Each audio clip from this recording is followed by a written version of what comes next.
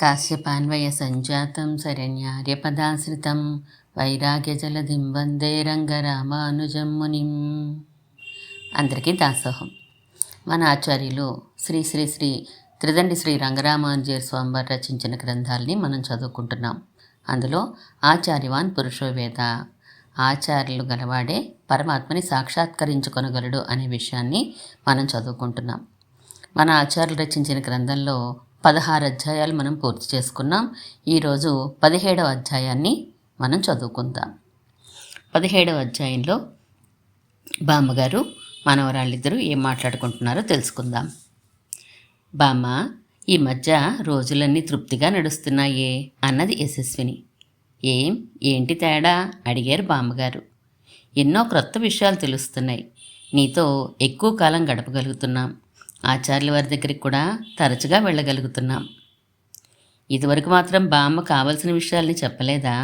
ప్రత్యేకం ఈ మధ్యనని అంటావేం అడిగింది తపస్విని. ఇదివరకు చెప్పినవి కేవలం రామాయణం, భారతం కథలు, స్తోత్రాలు వంటివి మాత్రమే.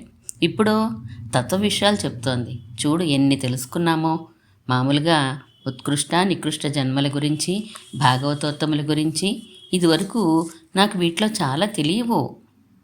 ఆ మాట నిజమేలే, కానీ ఈ తెలుసుకున్నవి ఆచరించడం ఏమంత సులభంగా కనిపించడం లేదు. ఏది మీరు ఆచరణ విషయంలో తెలుసుకున్నది ఆవగించంత లేదు, ఇంకా చాలా తెలుసుకోవాలి. బాబోయ్, ఇంకా ఏంటున్నాయి? అసలైనవన్నీ ముందే ఉన్నాయి. ప్రపన్న దినచర్య తెలుసుకున్నారా? శరణాగతి చేసిన వారు ఎలా ఉండాలి అనేగా చెప్పావుగా. ఏది ఉపాయంగా ఆచరించకూడదు, అన్నీ ఆయన కైంకర్య రూపంగానే చెయ్యాలి అని చాలదా? తన స్వరూపాన్ని తాము స్పష్టంగా ఎరిగిన వారికి సరిపోతుంది. కానీ దేహాత్మాభిమాన రూపంగాను, స్వాతంత్రాభిమాన రూపంగాను రెండు విధాలా ఉండే అహంకారం ఆ అనుసంధానాన్ని నిలవనిస్తుందా? ప్రకృతి సంబంధం ఉన్నంతకాలం ఈ అహంకారం వెన్నాడుతూనే ఉంటుంది. ఇది తలెత్తగానే విషయ ప్రావణ్యం బయలుదేరుతుంది. ఇక కైంకర్య రూపంగా ఏదైనా చేయడం ఎక్కడుంటుంది? నాకు అని అన్నీ ఆయన్ని అడిగి పుచ్చుకోవాలనిపిస్తుంది. అహంకారం, విషయ ప్రావణ్యం కలవగానే భాగవతాపచారం చేస్తాం. దానితో భగవన్ నిగ్రహానికి పాత్రలమైపోతాం. అసన్నేవా అన్నట్లు చివరికి భగవంతుడు లేడు అని అనడానికి కూడా వెనక తీయని స్వభావంగా మారిపోతుంది. మరెలా అయితే? అందుకే పెద్దలు కొన్ని పడిగట్లు పెట్టారు. పడి అంటే గుమ్మం, పడిగట్లు అంటే కొన్ని రిస్ట్రిక్షన్స్ అన్నమాట. ఇలా ఉండాలి అని కొన్ని నియమాలు పెట్టారు. ఇవన్నీ ప్రధానంగా ప్రపన్నుడికి, అంటే శరణాగతి చేసేసిన వారికే వర్తిస్తాయి. మేము శరణాగతి చేసేసాం కదూ. నిజమే. గురువుగారి దగ్గర నుంచి ద్వైమంత్రం విని తిరిగి మీరు ఉచ్చరించగానే శరణాగతి అయినట్లే. అప్పటి నుంచి ఎలా ఉండాలో చెప్తాను వినండి. ఉత్తి వినడం కాదు, ఆచరించాలి. అయితే ఉండు, పెన్ను కాగితం తెచ్చుకుంటాను చెప్తూ కానీ. నోట్స్ పుస్తకం తెచ్చుకోండి, కాగితం అయితే పరేస్తారు. సరే, ప్రారంభించు. మొదటిది, తన శరీరాన్ని తాను చూడగానే శత్రువుని చూసినట్లు అనుకోవాలి. అదేంటే మరీ విచిత్రం. శత్రువు ఏం చేస్తాడు? చంపే వరకు విడవను అని పళ్ళు కొరుకుతూ ఆయుధం పట్టుకుని తిరుగుతూ మీదకి వస్తాడు. అలాగే ఈ శరీరం కూడా రజోగుణం తమోగుణాలతో నిండిపోయి ప్రారబ్ధ కర్మ అనుభవం అనే పళ్ళు కొరుకుతూ అహంకారం విషయప్రావణ్యం అనే ఆయుధాలు పట్టుకుని మీద పడుతోంది. అందుకని ఈ శరీరాన్ని తలుచుకున్నప్పుడల్లా బాబోయ్ శత్రువు అని అనిపించాలి. శరీరం అంటే ఇంద్రియాలని అర్థమా? ఇంచుమించు అంతే. రీజనబుల్గా ఉంది కానీ సాధ్యమా అని. వినండి. ఈ రెండోది, ఈ శరీరాన్ని ఇంద్రియాలని వృద్ధి పొందించే సంసారాలను చూస్తే సర్పాలని చూసినట్లుగా భావించాలి. ఇది మాత్రం కరెక్టే. బంధువులు, స్నేహితులు వీరందరూ నానా బాధలు పెడతారు. ఏవో మాటలు మాట్లాడతారు. వాళ్ళకి అర్థం కాదు భగవంతుడు మోక్షం అంటే. ఇప్పుడే ఇవన్నీ ఎందుకు అని అంటారు. ముసలివాళ్ళు అయినాక చూద్దాం అంటారు. అది తినమంటారు, ఇది చూడమంటారు, అలా రమ్మంటారు, ఇలా పొమ్మంటారు. బాబోయ్, వీళ్ల వల్లనే అసలు మనకు కలిగే కొంచెం ఆధ్యాత్మిక చింతన, భక్తి కూడా మాయమైపోతాయి. నిజంగానే బుస్సుమని మీద పడే పాములే వీళ్ళందరూ. నాకైతే భలే చిరాకు అన్న తపస్విని. నీకు చిరాకు మాత్రమే, కానీ నాకైతే ఒళ్ళు మంట. యశస్విని, ఎంత అందంగా ఉన్నావో అంటారు. నీకు కాబోయే భర్త అదృష్టవంతుడు అంటారు. ఇంకా ఎప్పుడే పెళ్ళి అంటారు. ఎంత మండిపోతుందో, తెలియకుండా అహంకారం పెరిగిపోతుందని గమనించరస్సలు. ఫ్రెండ్స్ అయితే మరీ బోరు. ఎంతసేపు బాయ్ ఫ్రెండ్సు, ప్రేమలేఖలు, పెళ్ళిళ్ళు, ఈగోలే. విషయ ప్రావణ్యం అంటే అదే కదా. నిజంగా ఇవన్నీ సర్పాలే బాబు. మంచి మాట చెప్పావు బామ్మ. ఇక మూడోది, అహంకారం లాంటి వాటిని తొలగించగలిగే భక్తులని, భాగవతోత్తముల్ని చూస్తే బంధువులను చూసినట్లుగా అనిపించాలి. ఇది నిజమే. వీళ్ళు వైష్ణవులు, భక్తులు అని కనిపించగానే సాష్టాంగ దండం పెడతాం కదా. తల వంచేసరికి కొంత అహంకారం తగ్గినట్లే. మాట్లాడితే వినయంగా మాట్లాడతాం. అహంకారం కంట్రోల్ అయినట్లే. వాళ్ళు తిడితే ఎదురు తిరగంగా. ప్రక్కకి వెళ్ళి ఏమనుకున్నా వేరే విషయం. కనీసం ఎదురుగా అయినా అహంకారం ఆగుతుంది. వారికి ఎదురుగా ఎక్కువ తినడానికి కానీ, ఎక్కువ మాట్లాడడానికి కానీ సంకోచిస్తాం. భార్యాభర్తలే అయినా స్త్రీ పురుషులు కూడా కాస్త కంట్రోల్లో ఉంటారు. అదే బయట అయితేనా బాబోయ్, ఎలా ప్రవర్తించాలో అలా ప్రవర్తిస్తారు. అందుచేత డెఫినెట్గా శ్రీ వైష్ణవులు, భాగవతోత్తములు మన అహంకారాన్ని, విషయ ప్రావణ్యాన్ని తగ్గించేవారే. వారే నిజమైన బంధువులు. మనందరి విషయంలోనూ చెప్పేది నిజమే, కాని పాపం శ్రీ వైష్ణవులుగాను, భాగవతోత్తములుగాను ఆయా కుటుంబాల్లో పుట్టిన వారికో వారికి అహంకారాలు తగ్గే అవకాశం లేదు కదా పాపం. ఎందుకంటే వాళ్ళు ఇంకో కులం వారికి దండాలు పెట్టనే పెట్టరు. పెట్టించుకోవడమే వాళ్ళ హక్కు. అదిగో భాగవతాపచారం చేస్తున్నావు, నోర్మి. తప్పు నిజమే, నేను వారిని ఎంచకూడదు. నాలుగోది, భగవంతుడిని చూస్తే తండ్రిని చూసినట్లుగా అనిపించాలి. ఎలా కనిపిస్తాడు బామ్మ? నీది మరీ చోద్యం. అర్చావతారంగా విగ్రహ రూపంలో కనిపించడం లేదు. ఓ అదా. మనకి శరీరం, ఇంద్రియాలు ఇచ్చి వాటితో అడ్డదిడ్డంగా ప్రవర్తించకుండా ఒక శాస్త్రం ఇచ్చి తప్పు చేస్తే శిక్షిస్తూ మనహితాన్నే చూస్తూ వెళుతున్న స్వామి తండ్రి కాడు మరి. సరే, భగవంతుని చూస్తే తండ్రిని చూసినట్లు ఉండాలి. రాసుకున్నాను. ఐదోది చెప్పు. ఆచార్యుణ్ణి, గురుగారిని చూస్తే యశస్విని బోలెడు ఆతృతగా అడిగింది. ఆకలి వేసినవాడు అన్నాన్ని చూసినట్లుగా చూడాలి. పగలబడి నవ్వింది తపస్విని. తిని బాగా చెప్పి విషయాన్ని అంటూ పొట్ట పట్టుకుని మరీ నవ్వింది. అంత నవ్వొచ్చేది ఏముందే? అంత అర్థం కాక అడిగారు యశస్విని, బామ్మ కూడా. నవ్వు నాపుకొని కొంతసేపటికి అన్నది తపస్విని. మాటిమాటికి వెళ్ళి గురువుగారి బుర్ర తినేసి వస్తుంటుందిగా. ఆకలి వేసినప్పుడల్లా అన్నం ఆ గురువుగారే కాబోలు దీనికి అంటూ మళ్ళీ నవ్వింది. బామ్మకి నవ్వు వచ్చింది కానీ బిగపట్టుకున్నారు. యశస్వినికి రోషము వచ్చింది, నవ్వు వచ్చింది. నేనేమో ఆయన అల్లరి పెట్టను, బుద్ధిగా కూర్చుంటాను ఆయన దగ్గర అన్నది బొగ్గమూతి పెడుతూ. నవ్వులు కాదు, వినండి అని చిన్నగా కసిరి బామ్మగారు వివరించడం ప్రారంభించారు. కొన్ని వేల జన్మల నుంచి ప్రయోజనం లేని బ్రతుకులు ఈడుస్తూ ఉన్న మనకి భగవత్ సంబంధాన్ని తెలియచేసి, సత్త కల్పించి, ఉపదేశాల చేత జ్ఞాన వైరాగ్య భక్తుల్ని కలగజేసి, భగవత్ తత్వాన్ని చేతిలో ఉసిరిక పండులా స్పష్టంగా ఎరుగచేసి, భగవత్ సాక్షాత్కారం కూడా చేయించగల మహోపకారకుడు ఆచార్యుడు. ఉన్ సీరే ఉయిర్ కుయిరాయ్, నీ కళ్యాణ గుణములే నా ఆత్మలకు ఆత్మలు అని.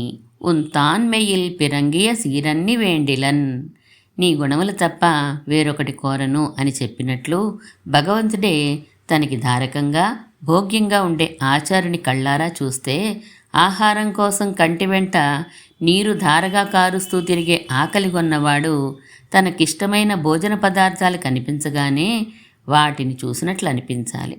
అంత అభినివేశంతో ఆచార్య దగ్గరికి వెళ్ళాలని, దగ్గరగా కూర్చోవాలని, మాట్లాడాలని, సకల విధాలా అనుభవించాలని అనిపించాలి. యశస్వినికి ఒళ్ళు తెలియడం లేదు. బామ్మగారు పరవశంగా చెప్తూ ఉంటే తపస్వినికి చటుక్కుని లేచి గురువుగారిని ఒక్కసారి చూసొద్దాం అనిపించేసింది. కాసేపు తన ఆలోచన తనకే చిత్రంగా తోచింది. అంతలో ఆ పిల్లకి మామూలు మూడ్స్లోకి వచ్చేసింది. అంతలో ధారకం, భోగ్యం అంటే ఏమిటి బామ్మ అని అడిగింది. శరీరం నిలిచి ఉండడానికి అవసరమైనది ధారకం, రుచిగా ఉండి అనుభవానికి, పుష్టికి ఉపకరించేది భోగ్యం. ఉదాహరణకి నీరు ధారకం, భోజనం భోగ్యం. లేదా అన్నం ధారకం, పప్పు, కూర, పిండి వంటలు భోగ్యం. అలాగే గురువుగారిని చూడకుండా ఉండలేక ఒక్కసారి దూరం నుంచి అయినా చూడడం ధారకం. దగ్గర కూర్చుని మాట్లాడి సంతోషించడం భోగ్యం. తేరుకున్న యశస్విని అడిగింది, మరి ఆ ఆచార్యుల వారికి తమ శిష్యుల్ని చూస్తేనో? అది ఈ వరుసలోనే వస్తుంది. రేపొద్దున నువ్వే ఒక గురువి భగవన్ నియమనం చేత అయితే శిష్యుల్ని ఎలా చూడాలని తెలుసుకోవాలిగా అని చిన్న హాస్యమాడి వివరించారు బామ్మగారు. ఆరోది శిష్యుని చూస్తే ఇష్టమైన దానిని చూసినట్లు చూడాలి. మా ఆచార్యులు అలాగే చూస్తారు నా వైపు అన్నది చటుక్కున యశస్విని. తపస్వినికి కాస్త రోషం వచ్చింది. మరీ అంత గొప్పలు పోనక్కర్లేదు అన్నది. నువ్వు వెళ్ళడం ప్రారంభిస్తే నీకు వస్తుందా గొప్ప అన్నారు బామ్మగారు. ఉత్తినే వెళ్తేనే సరిపోతుందా? భగవంతుడు తప్ప ఇతరములు వద్దు అనే భావంతో నిండి ఉండి మంచి జ్ఞానము ప్రేమ ఉన్న శిష్యుని చూస్తే గురువుగారికి తనకిష్టమైన విషయాన్ని చూసినట్లుగా, అమ్మయ్య, భగవద్గుణానుసంధానం చేసుకునేటప్పుడు నేను చెప్పే విషయాల్ని ఆదరంతో విని తిరిగి చెప్పి ఆనందపరవశుడవుతూ ఉన్నవాడొకడు లభించాడు అని అనిపించాలి.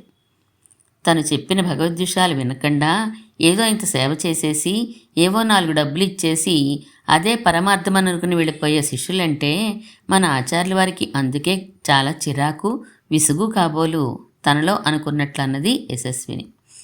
7వ విను. అహంకారం అనుకూలర పట్ల అనాదరాన్ని కలిగిస్తుందని భయపడాలి. అదెలా? అనుకూలురంటే ఎవరు? మన స్వరూపాన్ని వృద్ధి పొందించేవాళ్ళు, అంటే మనకి భగవత్ సంబంధాన్ని అలవాటు చేసే భాగవతోత్తములు. అలాంటి వాళ్ళని చూడగానే వినయంతో వంగి నమస్కరించక వారికన్నా తనకే తెలుసునని, వారు తాము సమానమే అని అనుకోవడం అహంకారం వల్లనే కదా. అందుకని భయపడాలి. రాశాను. 8వది ధనం ప్రతికూలురైన వారి పట్ల స్నేహాన్ని పెంచుతుందని భయపడాలి. ప్రతికూలురంటే తనని సంసారంలోకి లాగేసేవారు, స్వరూపాన్ని వృద్ధి పొందనివ్వని వారు అనేనా అర్థం? అదే అర్థం. ధనం మీద ఆశ ఎలా ఉంటుంది? ఎవరినైనా సరే కొంచెం ఆశ్రయించి ఓ 4 డబ్బులు చేసుకుందాం అని ఎగతోస్తూ ఉంటుంది కదా. స్వరూపనాశనం చేసేవారి సంసారులు అని వారిని చూడగానే అనుకోక, డబ్బులు వస్తే చాలని ఎవరిని చూసి పరిగెత్తి పారిపోవాలో వారిని చూసి అన్న, మావయ్య, బాబాయి, అక్క, వదిన, అత్త అంటూ సంబంధం కలుపుకుని వాళ్ళున్న ఇళ్లకి మాటిమాటికి వెళ్తూ వారిని పిలిచి విందులు గౌరవాలు చేస్తూ వాళ్ళని పొగుడుతూ ఉండడం ప్రతికూలర పట్ల చూపించే ప్రావణ్యమే కదా. దానికి భయపడాలి. బామ్మ, భాగవతాపచారం అని నువ్వు దెబ్బలాడకపోతే ఒక విషయం. సన్యాసులుగా అయిపోయిన కొంతమంది స్వామీజీలు కూడా తమ ఆశ్రమాలకి డబ్బులు రావాలని ఇలాగే చేస్తూ తిరుగుతున్నారని అనిపిస్తుంది. ఆశ్రమం అభివృద్ధి నెపంతో తమని తాము పెంచుకోవాలని చూసే వాళ్ళని భాగవతోత్తములు అని అనక్కర్లేదు. భగవంతుడి విషయం వచ్చేసరికి ఎంతెంతటి డబ్బులున్న వాళ్ళనైనా తిరస్కరించగలిగితేనే వాళ్ళు భాగవతోత్తములు. ధనవంతులిచ్చే సంభావనలకి సత్కారాలకి లొంగిపోయి వాళ్ళని పొగిడి ఇతరులందరికీ వర్తింపచేసే నియమాల్లో వాళ్ళకి మాత్రం కన్సెషన్ ఇస్తూ అలా చేసేవారిని భాగవతోత్తములని ఎవ్వరూ పిలవరు. బయట వేషం అలా ఉంటుందంతే. వీళ్ళంతా ధనం ప్రతికూలర పట్ల ప్రావణ్యాన్ని కలిగిస్తుందని భయపడని వారు కారు. అలా భయపడాలి ప్రపన్నుడు అని మనం చెప్పుకుంటున్నాం. అహంకారం అర్థం చెప్పావు. తర్వాత కామం అంటే విషయాల్ని అనుభవించడం. ఇది తమని ఉపేక్ష చేసేవారి పట్ల అపేక్షని కలుగజేస్తుందని భయపడాలి. ఇది 9వది. అర్థం కాలేదు, కొంచెం వివరించు. అందంగా లేకపోవడం వలన కానీ, డబ్బు లేకపోవడం వలన కానీ, వార్ధక్యం వలన కానీ, అనారోగ్యం వలన కానీ తనని స్త్రీలు చీదరించుకుంటున్న కొద్దీ వాళ్ళ మీద అపేక్ష పెంచుతూ ఉంటుంది పురుషులకి ఈ కామం. అలాగే స్త్రీలకి పురుషుల విషయంలో కూడా అంతే. దీనంత చెడ్డది లేదు. ఎంత ఉపేక్షిస్తున్నా మళ్ళీ అక్కడికే వెళ్తూ ఉంటాడు. పెద్దలు చూసి నవ్వుతారనే సిగ్గు కూడా ఉండదు. అందుచేత ఆ కామానికి భయపడాలి. మొత్తం మీద మనం భయపడవలసినవి అహంకారం, అర్థం, కామం, ఈ 3 అన్నమాట. ఇప్పటికి 9 చెప్పావు, కానీ అమానిత్వము, అదంబిత్వము లాంటి ఆత్మగుణాలు పెంచుకోవాలని, అందుకు ప్రాక్టీస్ చేయాలని చెప్పలేదేమిటి బామ్మ? ఇవన్నీ ఉండాలని భగవద్గీత 13వ అధ్యాయంలో ఉందిగా. చెప్తున్నా నాకు తోచినవన్నీ తోచిన వరుసలో చెప్తున్నాను అనుకుంటున్నావా? శాస్త్రం ఎలా చెప్తోందో అలా చెప్తున్నా, విను. కంగారు పడకు. ఆత్మగుణాలు తన ప్రాక్టీస్ వలన కానీ, ఇతరుల ప్రభావం వలన కానీ కలిగించుకోవడం సాధ్యం కాదని నిర్ణయించుకోవడం 10వది. ప్రాక్టీస్ వలన రావు. అనాది కాలం నుంచి అహంకారాదులకి పుట్టిల్లై అనాత్మగుణాలతో నిండి కర్మ ప్రకారం నడవడానికే ప్రయత్నం చేసే మన వలన కానీ మనలాంటి సంసారాల వలన కానీ ఆత్మగుణాలు కలగవు. మరి 11వది ఆచార్య అనుగ్రహం కారణంగా భగవంతుని వలననే కలుగుతాయి అని నిర్ణయించుకోవాలి. ఓహో, ఆత్మగుణాలన్నింటికీ ఊటబావై మొదటిలోనే నిర్హేతుకంగా నన్ను నిర్హేతుకంగా అంగీకరించడం అంటే ఒక కారణం లేకుండా శిష్యుని చేసుకోవడం, డబ్బిస్తానని కానీ పేరు సంపాదిస్తానని కానీ జ్ఞానము తెలివితేటలు ఉన్నాయని కానీ ఇలాంటి ఏ కారణాలు లేకుండానే కేవలం వాత్సల్యంతో శిష్యుడిగా అంగీకరించడం. అలా అంగీకరించి ఆత్మగుణాలు మనకి కలగాలని భగవంతుణ్ణి పలుమార్లు ప్రార్థించే ఆచార్యుడి కారణంగా ఆ గుణాలు వస్తాయి అని నిర్ణయించుకోవాలి. అంటే మన బాధ్యత లేదుగా. ఆచార్యుని ఆశ్రయించి ఆయన చెప్పినట్లు చేయడం వరకే మన బాధ్యత, తర్వాత మనకి సంబంధం లేదు. 11వది దేహాన్ని కాపాడుకోవాలని వృద్ధి పొందించుకోవాలి అని తాపత్రయపడకూడదు, ఉపేక్షించాలి. 12వది ఆత్మ ఉజ్జీవించాలని తాపత్రయపడాలి. అంటే భగవంతుడి గుణగణాలని వినాలని అనుభవించాలని ఎక్కువ ఆశపడాలి. 13వది ప్రాకృత పదార్థములు తిండి తినడం, వస్త్రధారణ వంటి విషయాల్లో ప్రీతి చేసుకుని భోగితాబుద్ధిని పెంచుకోకూడదు. 14వది ఏం గబగబా అడిగేస్తున్నారు? ఈ విషయాలు కొన్ని తెలిసినవే, ప్రాక్టీస్లో ఎంతవరకు కుదురుతుందో అని అనుమానం అంతే. ఏది బాగా కుదురుతుందని అనిపిస్తోంది? ఆచార్యుల మీద భారం వేసి నిశ్చింతగా ఉండడం, టక్కునన్నది యశస్విని. నిశ్చింతగా ఉండడం కాదు, వారి దగ్గరికి వెళ్తూ ఉండడం, వారు చెప్పినవి చేస్తూ ఉండడం అన్నారు బామ్మగారు. అదే లేవేనా ఉద్దేశం అన్నది యశస్విని. నీకో పెద్దదానా? నాకు నాకు నాకు అదే ఈజీలా అనిపిస్తోందే. నసుగుతూ నాంచి అన్నది తపస్విని.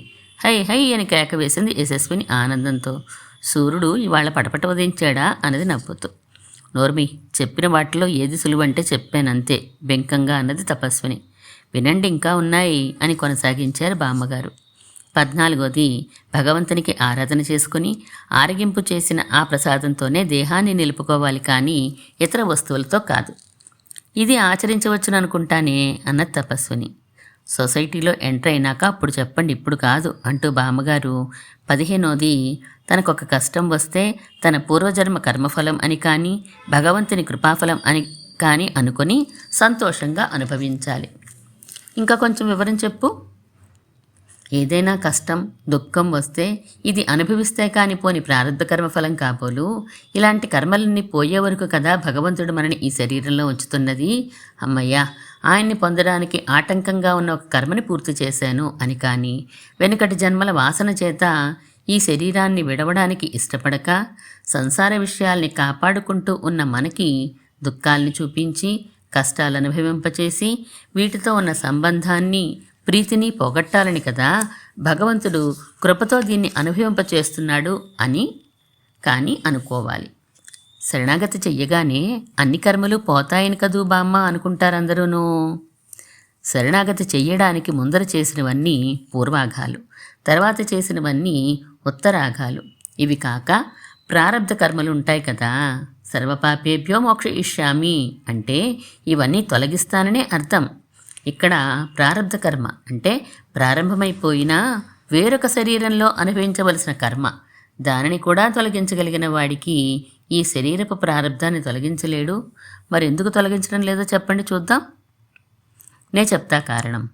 కర్మలు అనుభవిస్తూ దుఃఖంలో కొట్టుకుని పోతున్న వీడికి ఈ శరీరం అంటే చాలా ఇష్టం, విడవాలని అనుకోడు. ఇలాంటి వీడికి దుఃఖాలు లేకుండా చేస్తే ఇక ఈ శరీరాన్ని అస్సలు వదలాలనుకోడు, లేదా ఇంకా ఇలాంటి శరీరాలు కావాలనుకుంటాడు. అని దుఃఖ కర్మలను వదలకుండా అనుభవింపచేస్తాడు భగవంతుడు. అవునా? ఇది ఒక కారణమే. ఇంకో విషయం విను. మనకి కాస్త ఐశ్వర్యాన్ని ఇస్తే భగవంతుణ్ణి మన మీద అనుగ్రహం చూపాడు అని అనుకుంటాం సాధారణంగా. కానీ ఆయన ఏమన్నాడో తెలుసా? యస్య అనుగ్రహం ఇచ్చామి తస్య విత్తం హరామ్యహం. ఎవరిని అనుగ్రహించాలనుకుంటానో వాడి ధనాన్ని నేను అపహరిస్తాను అని అర్థం. ఇది మనలో చాలామందికి తెలియక నా డబ్బులు తీసుకున్నావు మళ్ళా నాకు ఇయ్యి అని భగవంతుని అడుగుతూ ఉంటాం. అంటే నీ అనుగ్రహం నాకు వద్దు అంటున్నావు అన్నమాట. అవునా? అవును, నిజమే. అలాగే మనకి తెలియని ఇంకొక విషయం ఉన్నది. మన కర్మలన్నీ తీసేయడం ఆయన కృప ఎలాగో, ఉంచడము ఆయన కృపే. తేడా లేదు రెండింటికి. మూర్తీభవించిన కృపే ఆయనైనప్పుడు కృపలేనితనం అనేది మన మీదకి ఎక్కడి నుంచి వస్తుంది? ఏదైనా ఆయన కృపే. ఏ కష్టాన్ని ఎందుకని మనకింకా ఉంచాడో మనకేం తెలుసు? రాబోయే ఫలమేమిటో ఆయనే ఎరుగును కనుక ఎంత కష్టం వచ్చినా ఇది ఆయన కృపే అని ప్రీతిగా ఆ దుఃఖాన్ని అనుభవించాలి. బాగుంది. 16వ చెప్పు. తన అనుష్ఠానంలో సాధన బుద్ధి ఉండకూడదు. జపం చేసినా, పూజ చేసినా, వ్రతం చేసినా, ఏం చేసినా దీనివల్లనే భగవద్ అనుగ్రహం కలుగుతుంది అని అనుకోకూడదు. భగవద్ అనుగ్రహం కలిగి ఇది చేస్తున్నానని అనుకోవాలి. ఆయన కైంకర్యం అనుకోవాలి. 17 నాటారోడియల్ ఒజిందు నారాయణనే నన్ని అన్నట్లుగా లౌకికులతో సంబంధం తగ్గాలని, భగవద్భక్తులతో సంబంధం పెరగాలని ఆశపడాలి. 18 భగవంతుడు సంతోషంగా వేంచేసిన దివ్య దేశముల మీద, ఇతర ఆలయముల మీద ఆదరం ఉండాలి. 19 అలా ఆలయాల్లో భగవంతుడు తన అద్భుత సౌకుమార్యంతో, సౌందర్యంతో వేంచేసి ఉండడం చూసి, అయ్యో లోకుల చెరుడు దృష్టి తగలదు కదా అని వీలైనంత తరచుగా మంగళాశాసనం చెయ్యాలి. 20 భగవంతుడి కన్నా వేరైన విషయాల మీద ఆసక్తి తగ్గాలి.